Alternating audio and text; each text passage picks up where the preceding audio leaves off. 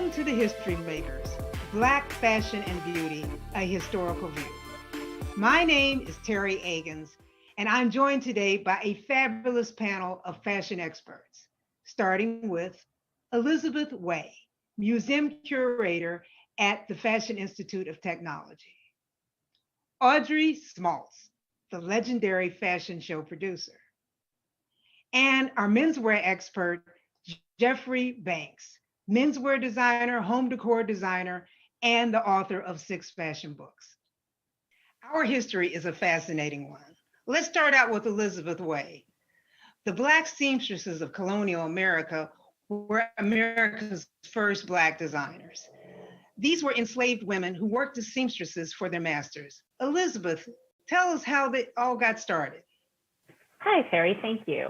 Well, formal training would have been very unlikely for enslaved seamstresses. However, they came from Africa already possessing some skills. For example, sewing, weaving, dyeing would have been things that they did in Africa. But they also were able to learn from their enslavers, learning European pattern making and sewing techniques. And then some of them went on to become dressmakers. Dressmakers are much more skilled than the average seamstress, so it's really a whole new set of skills. But they were able to learn from white dressmakers, and also, like many home sewers over the years, they would take apart older gowns, put them back together, and really learn from the inside out how European fashion was made. So please tell us more about these enslaved seamstresses. They were illiterate, so how were they able to create patterns and make gowns that had Western tastes? Well, these seamstresses came with a very important skill from West Africa and Central Africa. They were adaptive. They came from communities that were multi-ethnic, multicultural, and they had experience with integrating themselves into a lot of different societies. So they were able to use that very important skill. Clothing patterns, as we know them today, didn't exist in colonial America, and really not until the late 19th century. So like many home sewers, they would take apart clothing, they would teach themselves, and they looked at examples from France. France was where America was getting all of its fashion information. So fashion dolls and later magazines with engravings of the latest fashions. These were all the pieces of inspiration that they used to create European style gowns. There was one woman, Elizabethckleys, who was probably known as the first Black designer, and she was not illiterate, and she was a businesswoman. So tell us a lot about her.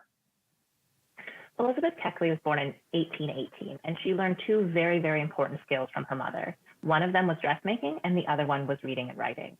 So that's how we know her story. She was able to write her own memoir and really leave behind a really important account of what it was like to be a Black dressmaker in the mid-19th century. She was born in Virginia, and she was, lent out to different members of her family, and she moved throughout her life from North Carolina to St. Louis, where she bought her freedom. From there, she went to Washington, D.C., and she really became highly established as one of the best dressmakers in Washington, D.C.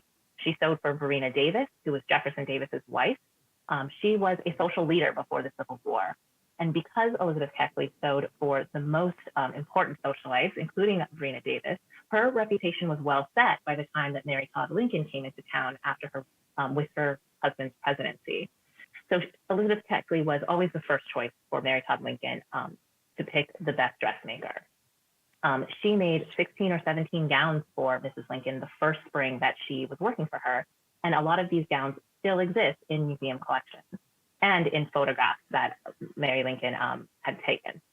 I also think that Elizabeth had like 20 different people who worked for her. So she was a real businesswoman. When she was enslaved, she called upon her client network to lend her $1,200, which was an enormous sum of money to buy her own freedom and her son's. She worked until she paid them back. She had a real sense of responsibility. She was great with money and with numbers. And when she moved to DC, she became an employer. I think that's one of the most important things about her. Not only was she able to establish herself visibly in the record as a Black woman with a lot of skill, but she was able to become an employer and educate and uplift other Black women. And this memoir that she wrote also was considered kind of scandalous because she actually started to spill the beans about what was going on behind the scenes at the White House with President Lincoln. Absolutely. People didn't really understand her role. She was a dressmaker. She was also a very close personal friend of Mary Todd Lincoln. She was not a servant. However, because her memoir revealed some personal information about the Lincoln family, which, by the way, has been a really important source for Lincoln scholars going forward into the 20th century. But because she revealed those personal details, people thought of her as a servant who had betrayed her mistress and was like telling secrets about her. So unfortunately, it was not well received in 19th century America. However, it's a very important piece of work that gives us a window into what her life was like. Okay, now tell us about another famous dressmaker, Black dressmaker, Fanny Criss from Richmond, Virginia. Fanny Criss was born in about 1865, and as you say, she worked in Richmond, Virginia. She was very, very unusual in that she catered to the white elite of Richmond. It was very unusual for these white women, these socialites, wealthy heiresses, to take their business to a Black dressmaker.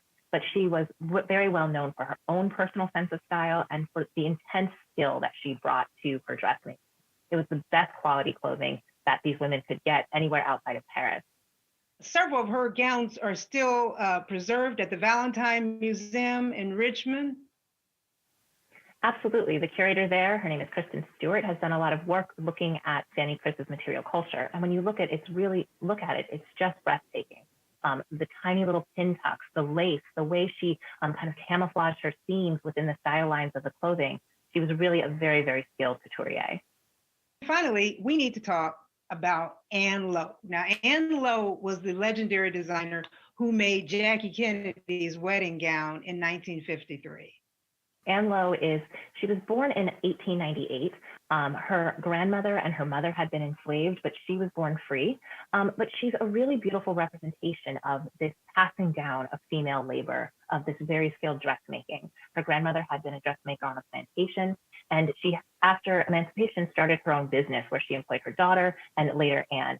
Anne started working for the family business when she was very, very young. So she really had a lifetime of skills built up as a dressmaker by the time she was a teenager. Her mother died unexpectedly when she was only 16, and she took over the family business. That order that her mother was in the middle of making when she passed away were ball gowns for the First Lady of Alabama. So we're talking about the most elite clients in the state were going to Anne Lowe and her family for their dresses. Anne Lowe was a remarkable woman because she found a sense of freedom in the Jim Crow South. She moved from Alabama to Florida following her work, and also later to New York City. By the time she gets to New York City, she has a lifetime of experience making the type of dresses that she specializes in, which is debutante gowns and wedding dresses. She had been Janet Auchincloss's dressmaker for a long time before Janet Auchincloss asked her to make her daughter's wedding dress.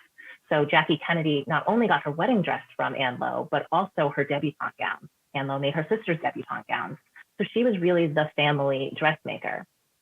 But what's also fascinating about Anne Lowe is that she really takes these 19th century skills, this artisanship, this workshop kind of ideal of dressmakers from the past, and she marries it with a more modern idea of a fashion designer.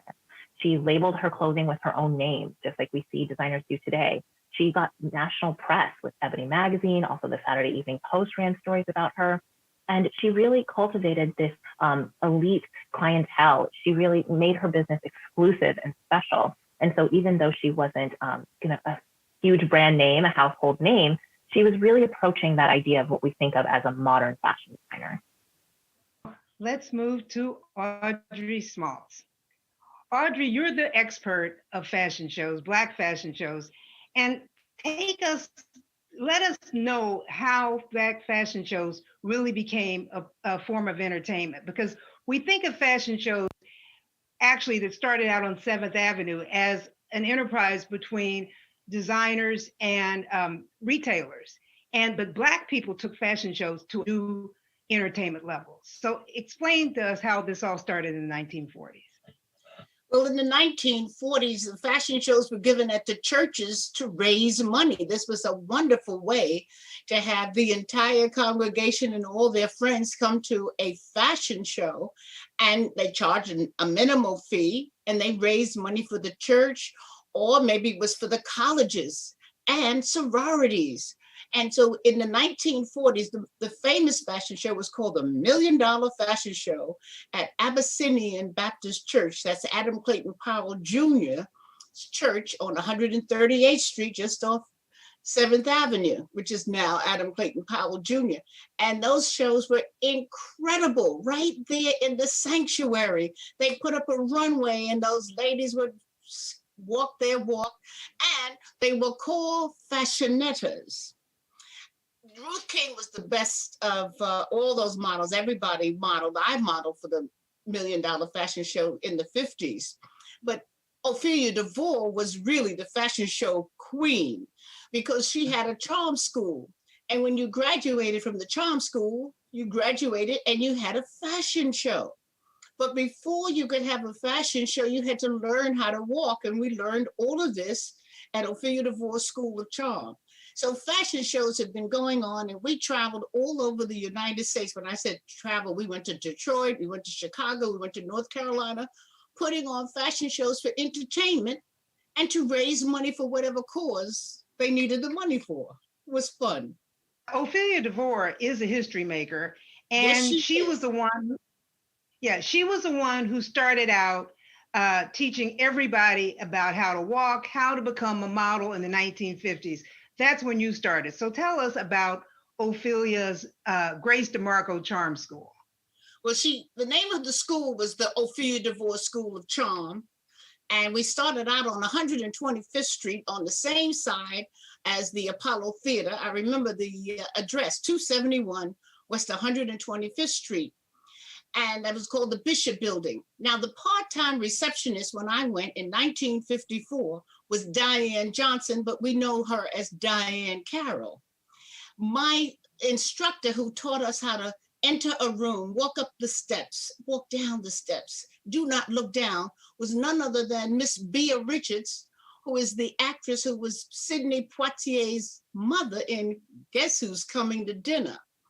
So we were involved with learning how to be a fashion model before we became the Grace DeMarco model agency. So you had to go to the Ophelia DeVore School of Charm, and then you could get into you could then become a Grace DeMarco model. So it was very exciting.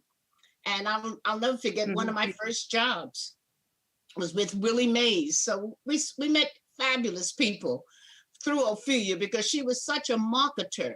She was such an innovator. I mean, she knew how to go after these clients to get us jobs. It was amazing how fabulous this woman was. Yeah, because this is what I wanted to know, because this was, I'm thinking about in the 1950s, Black on television. So what kind of job could a Black model get where she could actually make money? How did that work out? Well, I got to just tell you, we did have one Black model on television in the late 50s, and that was October 1958. And she was a billboard girl. Her name was Lulu Guerrera for the Jackie Gleason show. And she did that show for 13 weeks. It was incredible. Ophelia got that job. Don't ask me how. 500 people wanted that job.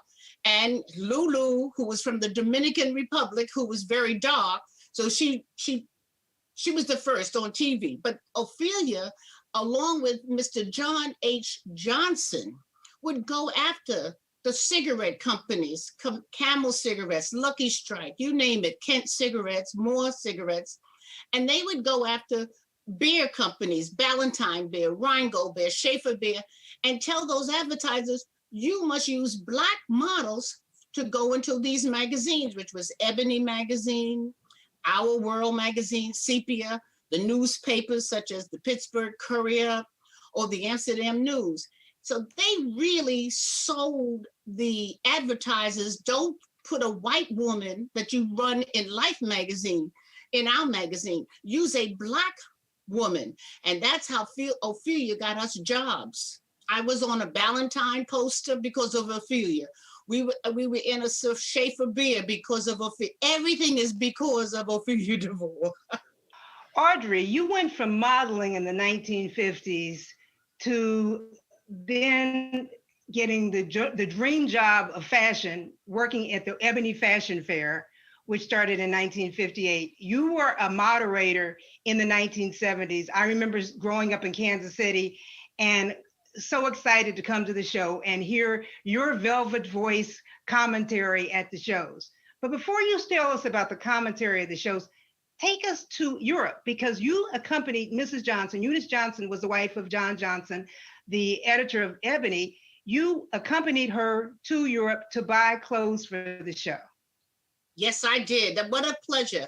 Well, our first stop was Rome. And then from Rome, we went to the Couture. This was July 1971.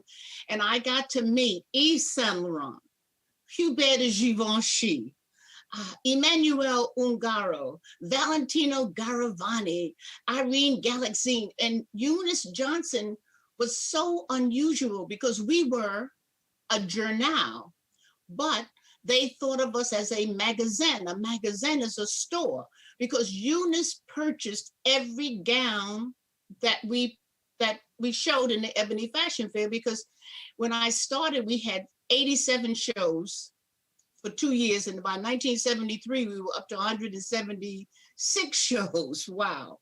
And so she purchased these garments. I remember once when we were at Valentino, she loved the Valentino so much that at that time I was making about $200 or $250 a week. I had to write a check for $50,000.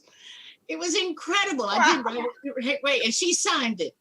She had the money there, and the people loved us because we bought the clothes, beautiful clothes from the top designers of the world, and of course in New York City too, but it was a pleasure to be in Paris, to be in Rome. And then later on, when ready-to-wear became very important, we went again in April for ready-to-wear. And it was unusual because the designers who we bought from for their couture, they said, oh, you want our ready-to-wear? So we would buy more than one piece. We would buy 4 or 5 looks, as they say.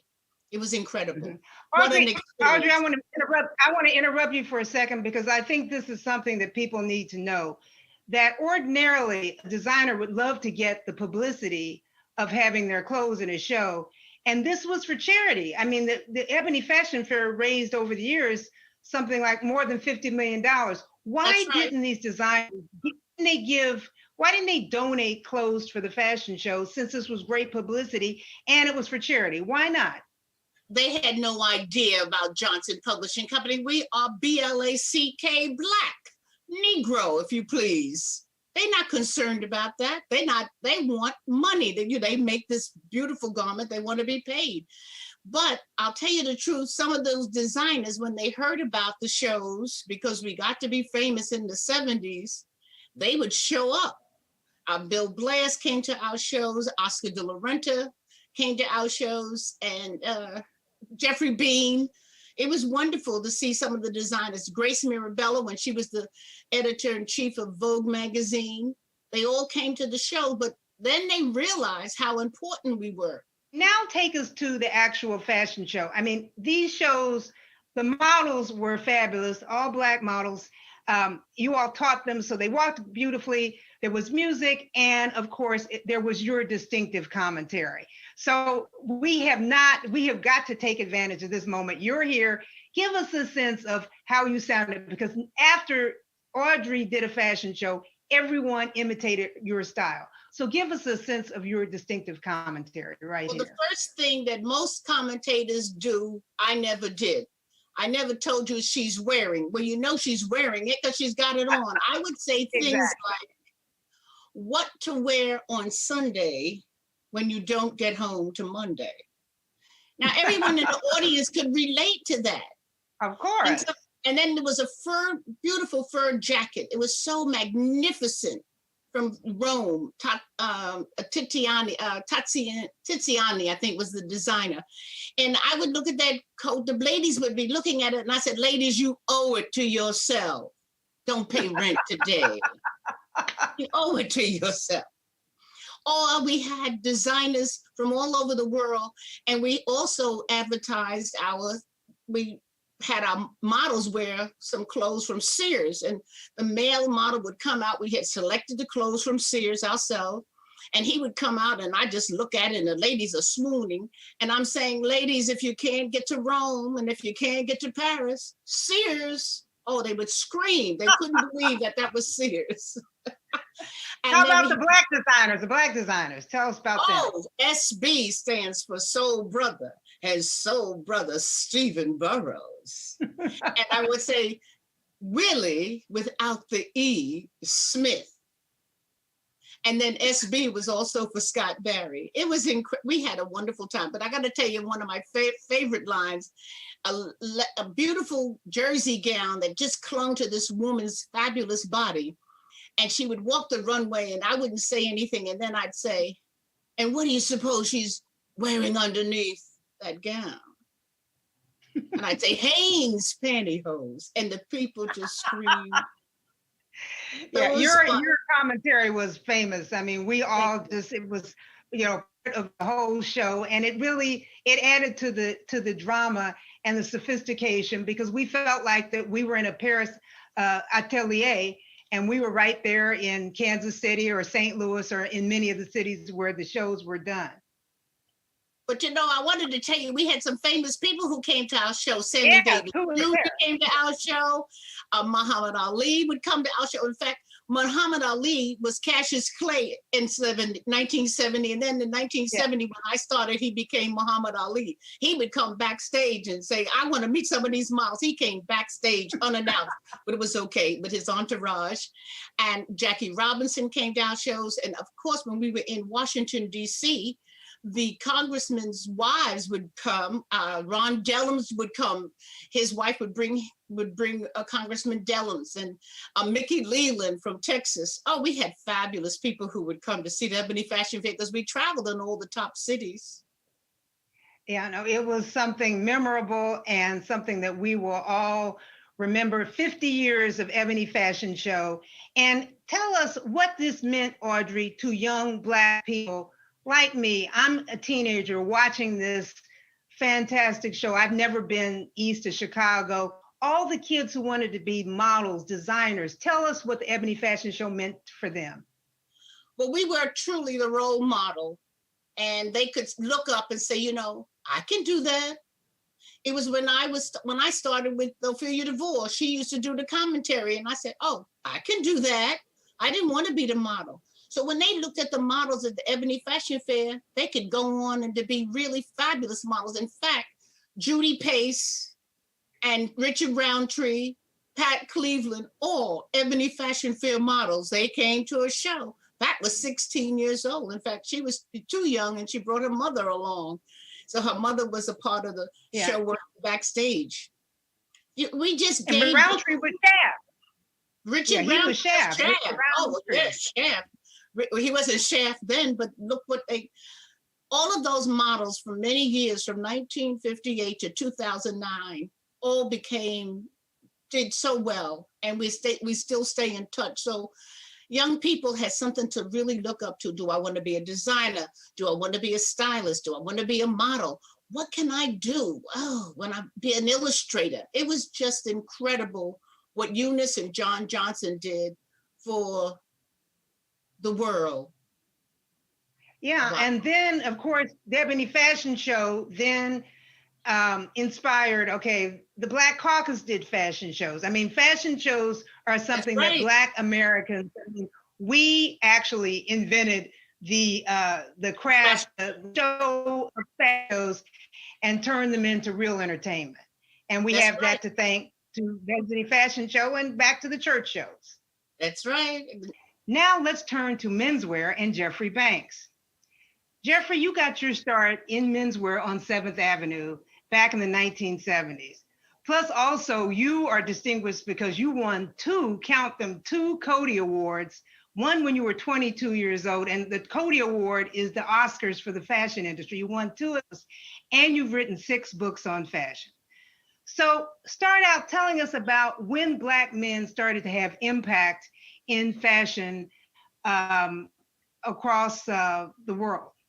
I think, Teri, the first real breakaway of men asserting themselves, especially Black men asserting themselves style-wise, was in the late 1930s, early 1940s, with the advent of the Zoot Suit. The Zoot Suit was the first kind of look that broke away from their white counterparts. It was a way of really establishing an identity, based on dance. Swing dancing had become all the rage, really started in Harlem, the Harlem Renaissance. Everybody was going to Harlem to see the dancers and to show off these dance moves. Men decided they needed a new kind of suit, a new kind of clothing. So the pants were wider, they were fuller, then they tapered down to a narrow ankle. The shoulders were really large. They had what they called that Seville drape under the arms and across the back. And then, of course, they were longer, much longer jackets with watch chains that actually exaggerated the length of the jackets. And they were made in untraditional men's clothing fabrications and colors. These suits were in orange and gold and purple and, bright royal blue. I mean, these were not colors that you would see every day in men's tailored clothing. And it really stood out. If a guy had a Zoot Suit on, you knew it. He was really different from anybody else walking on the block. It was adopted, of course, by hipsters and dancers and a lot of musicians. Cab Calloway, of course, being the preeminent displayer of Zoot Suits, but all the other musicians sort of caught on, and it spread like wildfire across the country. You started to see Zoot Suits popping up everywhere where there was dancing, where there were younger people, and eventually to the West Coast, the San Diego area, Los Angeles, where it was adopted not only by Black denizens, but by Hispanics and Latinos and Mexicans. Again, it was a way of standing out. It's a way of asserting themselves to a certain degree. Yes, I remember in the Malcolm X movie. Remember that scene with Spike Lee and Denzel? Yep. And they came in with those Zoot Suits in the color I think they were like bright red and yellow, and they came in with that strut, and they really made an entrance. Absolutely. And then what happened was it turned into a political statement. It wasn't meant to turn into a political statement, but by 1941, we had joined the war effort, World War II, and there were rations put on. The amount of fabric that could be used in a woman's garment as well as a men's garment, and clothing became narrower. But the Zoot Suiters did not want to depart from the look that they had carved for themselves.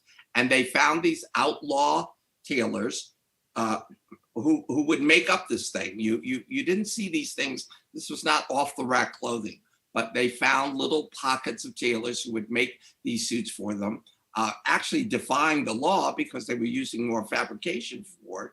And you found, just as there is this sort of divisiveness and polar division in America today, you had a lot of that going on then, because it was looked upon that if you wore a Zoot Suit, you were unpatriotic. You weren't military, you weren't in the army. How could you wear that? You were abusing the laws because you were using more fabric than you should have. And of course, the Blacks and Hispanics who wore it, they stood tall. They were not going to back down from wearing this. And the military, and you had, especially in the San Diego area, you had a lot of sailors, a lot of our armed forces had bases there, and they would see these guys and they would get really, really pissed off that these guys were wearing this. And of course, by now, a lot of the guys were younger.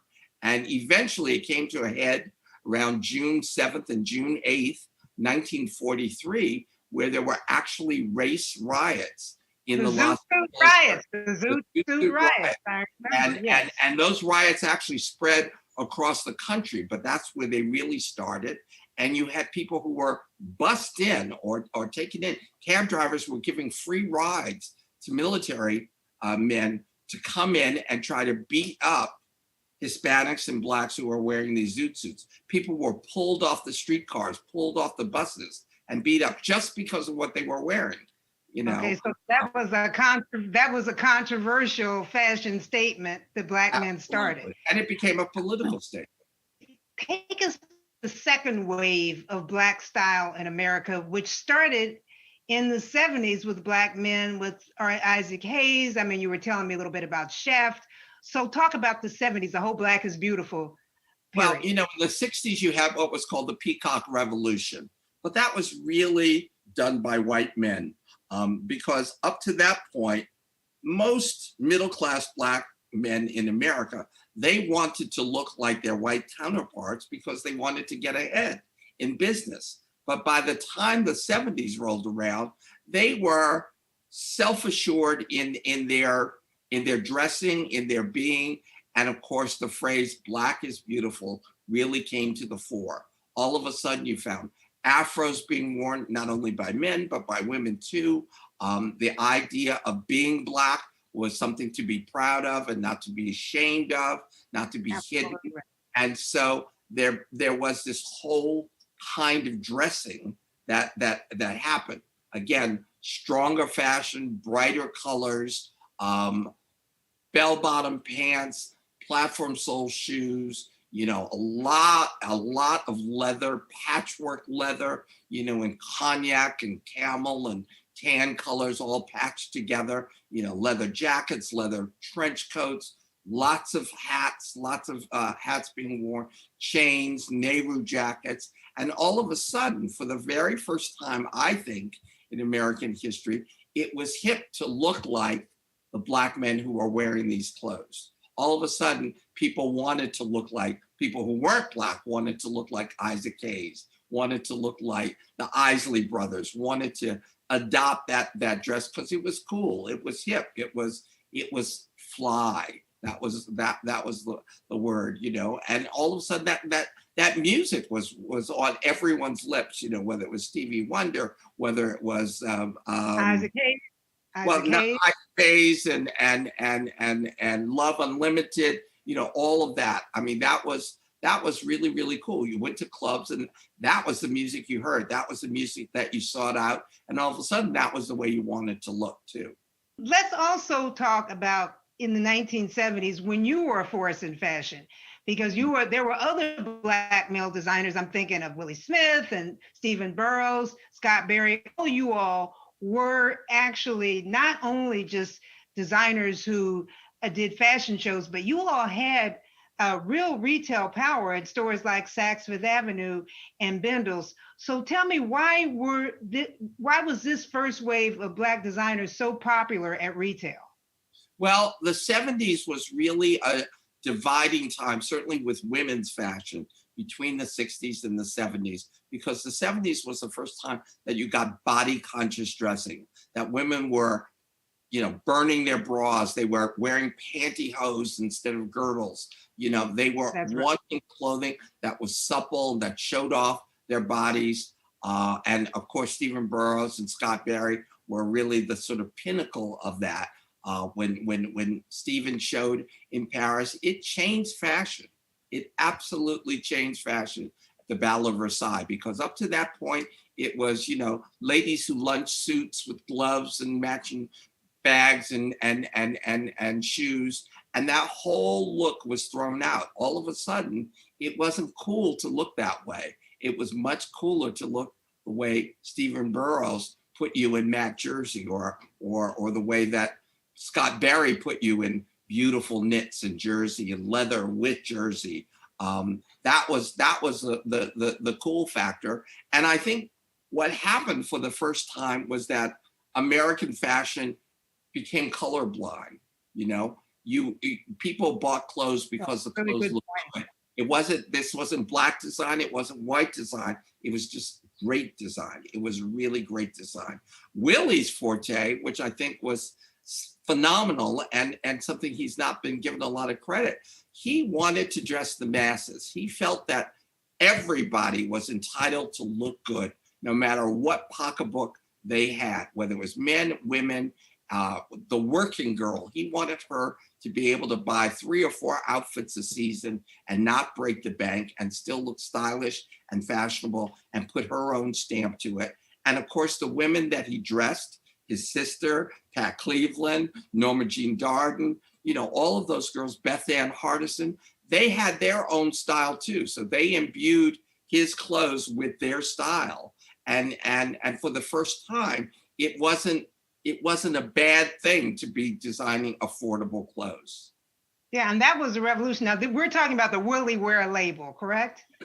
Correct. The Willie Wear label, which, you know, were really what we would call today. I mean, they're the kind of clothes today, if he were alive, that would be sold in Target. You know, they're that kind of price point, but they had great quality and they were affordable and they were approachable clothes. That was very fashion revolutionary. at a great price. Well, also tell us about your styles, because you had your menswear collection and then you designed for a brand named Merona, which a lot of people know now as a Target brand, but you were the one that put Merona on the map. So tell us about that. Well, with my men's collection, I love color, and I think that color is, I always say that color has no sex.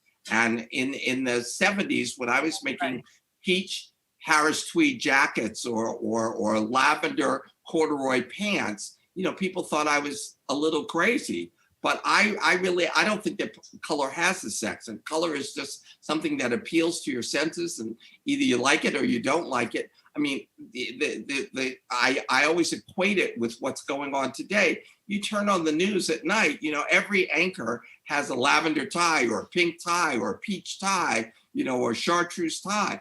They didn't wear those things in the 70s, you know, that's how we've evolved. But I showed those colors then, I believed in them. And fortunately, I had a lot of retailers like Saks Fifth Avenue and Neiman Marcus and Bergdorf Goodman who believed in me and bought those things. And we gradually, you know, menswear is a gradual process, but gradually we got men to start thinking differently. And of course, the big change in the 80s was the idea that men started to take care of their bodies. You know, it wasn't just bodybuilders going to competition. It was, you know, men wanting to look good for themselves, you know, not for their wives, not for their girlfriends. They just wanted to look good and clothe themselves. And the idea of having the gym become part of their daily routine was a big thing. And of course, once you start wanting a great looking body, you want clothes that show off your body. And that was where Merona came in, because these were clothes we used to say, Merona is what you wear when you come home Friday night and don't take off until you go back to work on Monday morning. These are casual spectator sportswear, rugby shirts, pull-on pants, pull-on shirts, all the things we call athleisure today, but done in a very colorful wash and wear kind of style. I mean, I was doing, you know, Loden green pull-on pants with lavender piping, you know, and a Loden and lavender striped rugby shirt. And people thought I was crazy, but it sold in the thousands. And ultimately, we made a lot. That was a big deal. And the thing, millions of dollars in the 80s, yeah.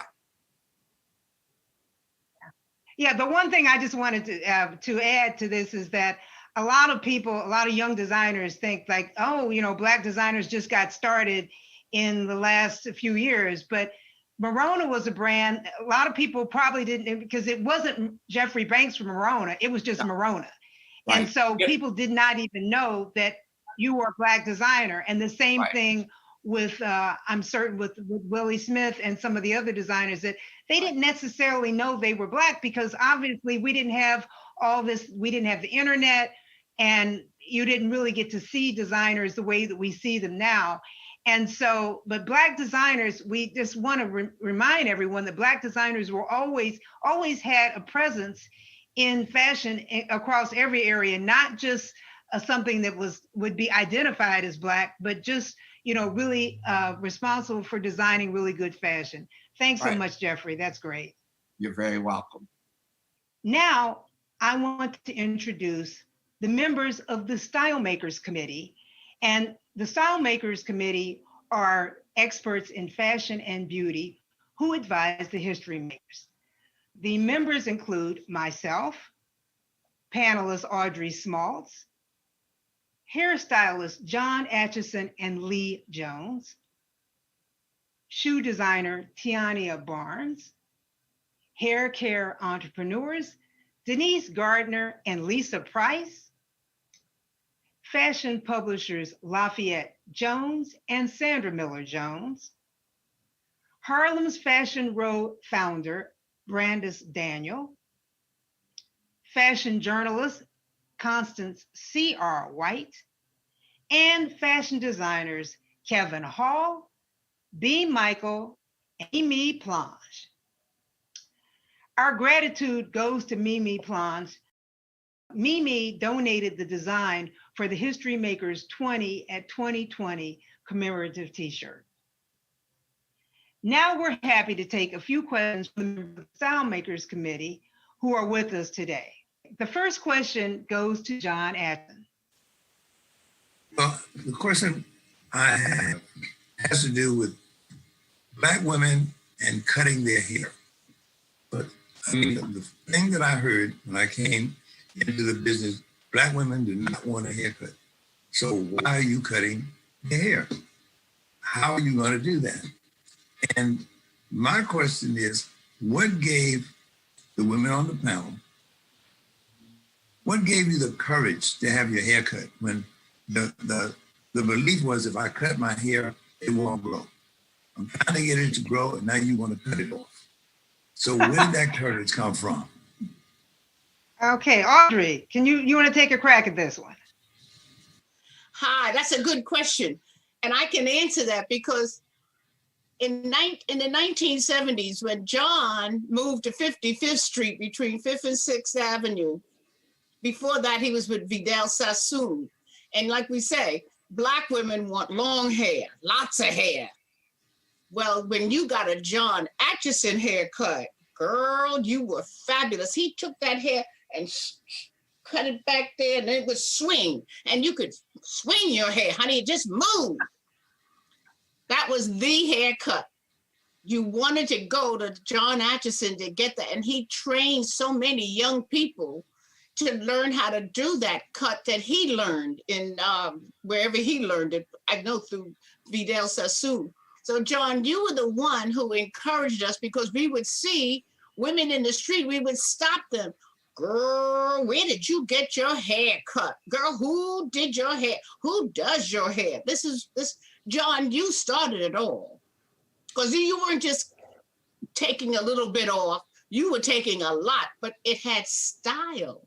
So we would just have hair, and John took the hair and gave it hair style.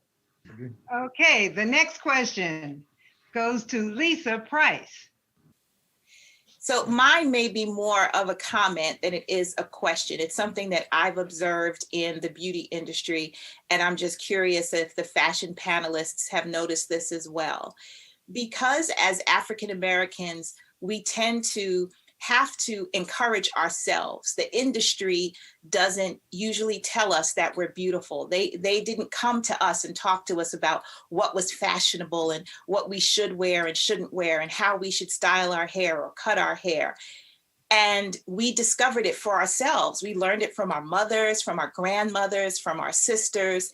And now that we're in this space where our voices are being heard, it's interesting to sort of work through the traditional ways of doing marketing. They don't really translate and work in this space. And I find that I do a lot of translating and interpreting for people. Is that something that you have seen in fashion, in beauty? Elizabeth, you want to address a little of that?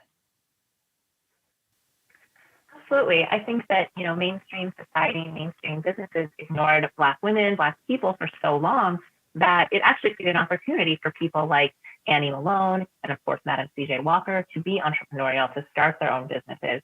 But, going back to the 18th century, women coming from Africa, they were making their own hair products. They were making their own tools. They came from societies where hair was such an important part of the social dynamic. And so when they came to the U.S., they were constantly looking around and inventing new ways to kind of replicate the hair care systems and styles that they had in Africa. So there's always been this kind of grassroots kind of mentality because mainstream society was not paying attention to Black beauty, Black hair. And that's something that we have to pay attention to. That's a part of not only our self-care and our grooming, but a part of our health. So I think that throughout fashion and beauty kind of history, when it comes to Black men and women, they've always made a way out of no way. That happens in every industry, but we definitely see creative marketing skills, creative entrepreneurial skills. Black people weren't getting the bank loans that white entrepreneurs were getting. So creative ways of raising money. It all had to be very creative and kind of scrappy to try and get almost any business off the ground. And that applies to beauty as much as, and fashion as much as anyone else. Our next question comes from Lafayette Jones. Over the years, I've had the great opportunity to work not only for Mr. John H. Johnson, but also for George Johnson as one of their vice presidents. And so I've gotten an opportunity to see the business from many perspectives. At the time, we bought lots of space on both television and radio and print. Where is today's Black woman getting her information from? Okay, I'll actually start out with that. A lot of Black women are tuning in to YouTube and Instagram. I mean, I just know as a consumer, I get so many tips on makeup, hair, and even fashion tips from YouTube. There are all these influencers who have really taken center stage, and they have even become even a bigger force than fashion magazines.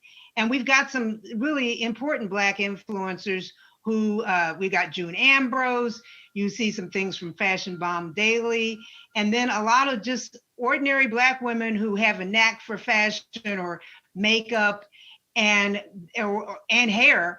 And so they're online, they have followers, and they're upstaging a lot of the fashion magazines. And so it's a new way of communicating directly with consumers.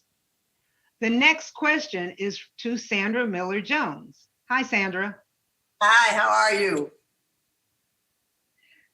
I have been really impressed by the young people that have come into the fashion industry recently. And I'm wondering, where can these talented newcomers to the fashion industry, how can they advance their careers? Where do they get information about that? Hi, this is Audrey Smalls. I wanted to say a few words about that. One of our advisory board members, her name is Brandis Daniel, and she has Harlem Fashion Row. And just recently, 27 young designers, she had $1 million to give to these young designers so that they can grow their business, get started with their business and how to get going with their business. And right now, there are a lot of young people who are getting all kinds of information from women. One woman, I think her name is Aurora James. She has told the retailers that we need 15% of the space. We only have 1 or 2% now. So there's a lot of openings now. And I think it had to do with Mr. George Floyd. So much is coming in from various companies to get young designers started. And it's the Gap giving money out. It's all kinds of big firms who are now going to put millions of dollars. And let's hope it continues. It's not just for now and a little bit later. So that's how they're getting started. So it's really, there's really light at the end of the tunnel, and I see it now more than I've ever seen it before. Thank you, Audrey. The next question goes to Mimi Plange. Hi, Mimi. Hi everyone. I'm really happy and very honored to be able to speak with all of you guys today. My question is more along the lines of, ever since I've been in the US and I came here when I was 5 years old, I've always looked at, the shaping of this country has been made by everyone who's lived here. And I look at, American fashion as African-American fashion. It's all one. I don't really consider them to be separate things because I believe that a lot of what African-Americans have contributed to this country are the, foundation and the building blocks of what we have today. Yet in today's society, being a fashion designer, we're constantly bombarded with the media from different angles of what it's like to be a Black designer and constantly put into a different category of what it is to be just a designer in the world. And the reason that I say that is because the questions that we're often asked as a designer is about our experiences of being Black and being a designer, but not much about our work and the skills and our design aesthetic and why we do things and why we use certain proportions and certain colorways and our inspirations. It always centers around what our experience is of just being a Black designer. And so I just wanted to know what your thoughts around African-American design and American design. Is it the same thing or is it not? Elizabeth. Well, that's that's a great question, because as a curator, I've done shows on Black fashion designers that your work was a part of. And this question came up a lot. For me, as a historian and as a curator, it's important for me to tell those stories and put them back into the mainstream fashion kind of narrative. But when we look at the industry in any given time, and in this contemporary time, for example, Black designers are doing all kinds of things. And you're absolutely right. It's much more interesting to think about a designer as a tailor and their menswear inspiration, or if they're working with unique fabrics, or if they're a sustainable designer. All of these things are much more interesting when we think about the holistic industry than that person's race. Of course, there are designers who tell a lot about their own personal stories in their work, but we have designers across the board who do that. So I think that this is a continuation of the othering that Black people have been going through since they stepped foot in North America, in the US. And it's really a reflection of how mainstream society sees African Americans that is really colored by these ideas. Because when we look at American society, especially creative arts or music, Black people have contributed to the foundation of what it means to be American. And you can't separate that out from mainstream society. You can't silo it in any other way.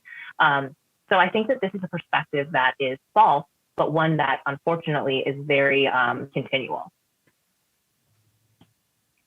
Thanks. The next question goes to Kevin Hall. Hi, Kevin. Hey there, Teri. Hello, everyone. I'm so happy to be participating and be a part of the advisory board.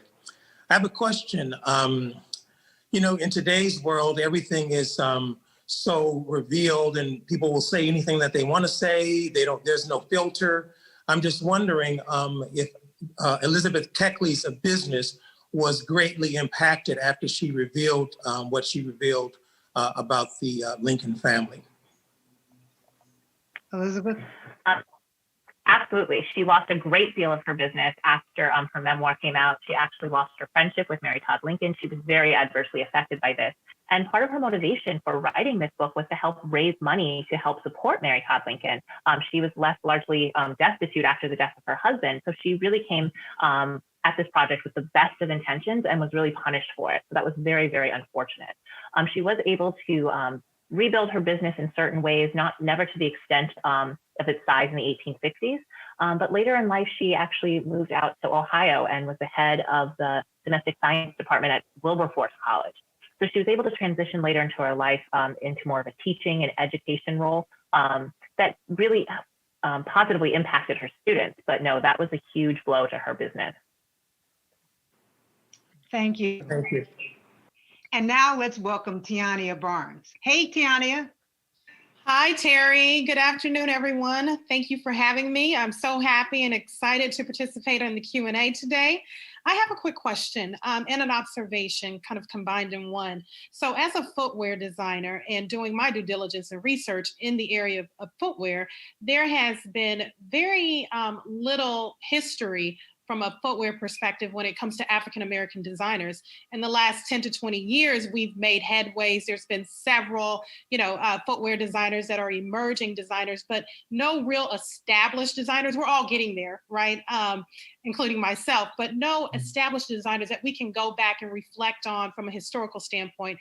There was one very notable, Jan Metzlinger. I'm probably mispronouncing that last name, but other than that, what do you think has been kind of the contention with African Americans getting into the footwear space from a historical standpoint? We know in beauty, we have a lot to reference. We know that in fashion, we have a lot to reference, but why not footwear?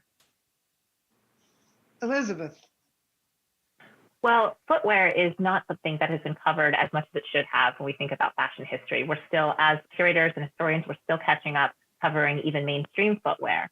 We know from historical records that enslaved and free people in the 19th century were cobblers and they were making shoes. Shoes don't really become part of kind of a fashion idea until about the 1920s when hemlines go up for women. Of course, there was always stylish shoes, well-made shoes, but I think because they are an accessory, people have kind of seen them as an accessory to fashion history, and they just haven't gotten the attention they deserve. That goes for mainstream footwear designers. And when you think about African-American or Black designers, that is even compounded. There's very little information about Black designers out there. So footwear is definitely the next frontier that we need to all be paying attention to. Absolutely. Yeah, I would also ask a question about, how about sneakers? Where do sneakers fall in here? So of course, sneakers are something that we associate with African-American culture and the rise of hip hop. Hip hop artists and people influenced by hip hop really made sneakers fashion as opposed to just kind of sportswear. And there are a lot of African-Americans who've had a huge effect on sneaker design, but a lot of those companies are mainstream companies. We think about Nike and Reebok. So even though they're contributing their creative energy to it, they're not necessarily kind of the ones getting the credit financially. And at the end of the day, those shoes are still owned by those big companies. So we have exceptions to that growing because sneakers are such a popular part of fashionable footwear, but there's still a lot more recognition to be had for the creative designs that go into them. And now our next question comes from Kevin Hall to Jeffrey Banks. Hey there, Jeffrey. Hi, Kevin. How are you? I'm great. I'm great. So my question is, what do you think the importance of the Zoot Suit was at that time frame, you know, with culture? And what was the, who were the people that kind of brought that to the forefront? Well, the Zoot Suits really started in the late 1930s during the Depression, really in Harlem, the Harlem Renaissance. You got it from band leaders, you got it from musicians who loved to dance, who loved to do swing dancing. Of course, Cab Calloway was probably the real style setter when it came to Zoot Suits.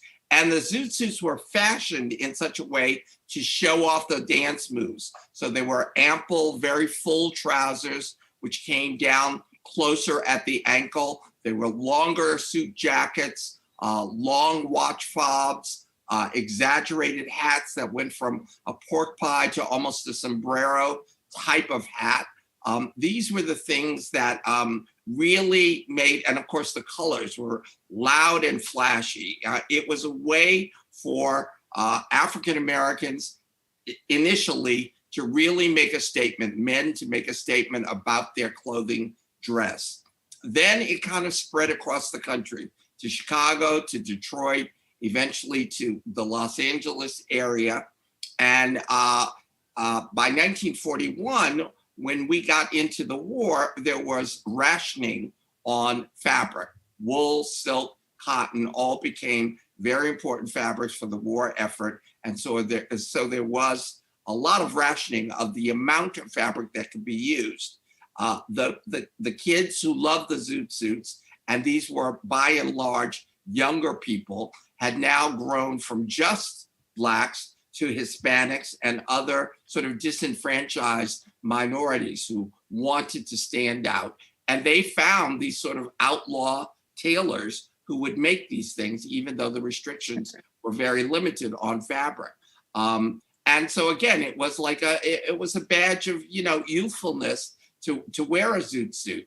However, because of the rationing order, a lot of people who were in the military looked upon people who wore Zoot Suits as being not American, not pro-American, that they were somehow or another, you know, breaking the law and not being pro-American and pro the war effort. And that began the race riots in Los Angeles, primarily in the San Diego, Los Angeles area. By 1943, and it really erupted into a 2-day almost war on the streets. Cab drivers were actually driving servicemen free into the area where a lot of these Latino and Black people were, to beat them up, to really start a fight. It was a pretty bad thing, but it was a real case of clothing becoming a political statement. So this question is for Audrey. Hello, Audrey. Hi, Kevin Hall. Hi there. So my question to you is, when Miss Johnson first started going to Paris, was it difficult for her to gain entry into some of these white couture houses where maybe they hadn't had any Black clients before? Absolutely. They did not want us to come to those houses. And I came to the Ebony Fashion Fair in 1970. She had a hard time. It started out with Frida de Knight. They didn't get to the houses until about 1961, 2, or 3. Before, in 1958, was just American designers. When she finally got there, you'd be surprised they did not want us there. They did not. We had to keep after them. We had to go to the Chambre Syndicale. We had to go to the Camera in Rome to get tickets. I mean, one year, Valentino didn't want us to come in. They said, no, we don't want you. And we just kept after them until they realized, and then the people who headed up the association, like the CFDA, told the designers, you must let Ebony magazine come in, because they thought of us not as a store, but as a journal, and they wanted to know why were we buying the clothes. So it was difficult, but it got to be much easier around 1975, 76, 77. And from then on, they knew that those checks did not bounce. And Ms. Johnson was spending lots of money. And I always like to tell the story, like she wrote a check. Actually, I did the writing of the checks. I was making very little money, but I knew how to write a check for $20,000, $50,000. I used to write big checks. So yes, to your answer, it was difficult. But then when they saw who we were, they liked us and they liked our money. I hope I answered that. Thank you. Okay. Yes. That was a good question, Kevin. Excellent question. Yeah.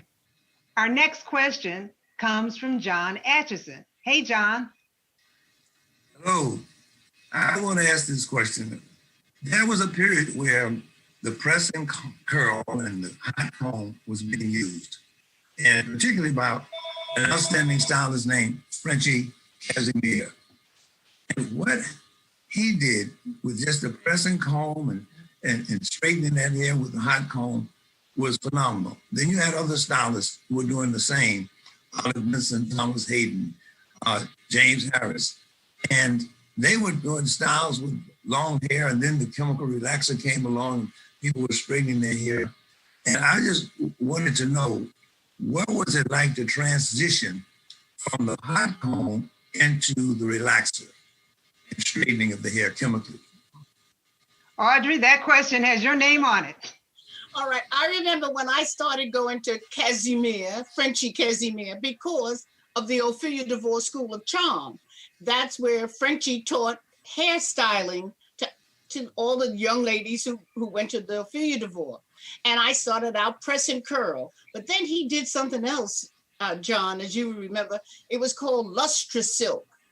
And whatever that was, your hair was silky and it felt like, oh, it was the best. So I went from press and curl to lustre silk. And I stayed on lustre silk for a long time. And then finally I got to the relaxer, and that's when I lost a lot of hair. But Frenchie went to Paris every year, and he went to the hairdresser, the top hairdresser there, Carita, and he would pay to be there for one day, and he'd come back with all these crazy hairstyles, and he would put it on me because I had a lot of hair in those days. But James Harris could teach you how to make a crazy style. They would use hair pieces, John. They would add hair and just do unusual things. But what was so wonderful about those designers, hairdressers, and their beauty salons? Remember Landeros and Harold, Oh, yes. and Harold Melvin? I can go way back. These guys were so fabulous. And that's where you met all of the top women. you name it, those top people came to those beauty salons. So that's when I met Lucille Armstrong, as in Louis Armstrong's wife. And that's when I met Harry Belafonte, because Melvin used to do Harry Belafonte's hair and his wife's hair. And you would meet all the top, well, I would say bougie Blacks and famous Blacks, entertainers, you name it. They went to the top salons, and you had some top people who came to your salon, as you said later on. But in the 50s and the 60s, they came to Cas Dulon's on 125th Street. I still remember the address. 210 West 125th Street, on the one flight up. Okay, well, this concludes our question and answers. I think everyone will agree that we had a wonderful time today. What a great history lesson in Black fashion and beauty. We hope today that you will reflect on today's program as a call to action, to underscore the importance of preserving all our Black history. We have a rich history that needs to be preserved and promoted around the world. I want to thank all our panelists, our style makers, committee, and everyone who worked so hard to bring our program together. You shared all your expertise with us today at the History Makers. Farewell until the next time.